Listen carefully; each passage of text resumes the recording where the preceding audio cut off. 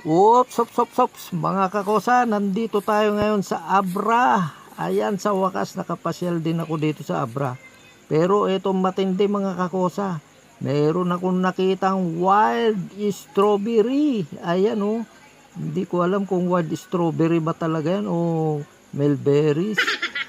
Wild strawberry siguro ito mga kakosa, tingnan nyo. Ayan, nakain ko na yung iba, ang tamis, lasang ham, matamis mga kakosa. Masarap, tingnan nyo mga kakosa oh. Oh, teka, nakakaduling, hindi mapokus. Ayan, teka lang mga kakosa, bebelo lang ako mga kakosa. Andali, kunin ko na lang para matutukan natin mga kakosa.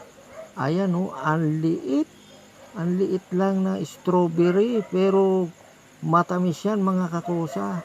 Ang nakakagulat dito, hindi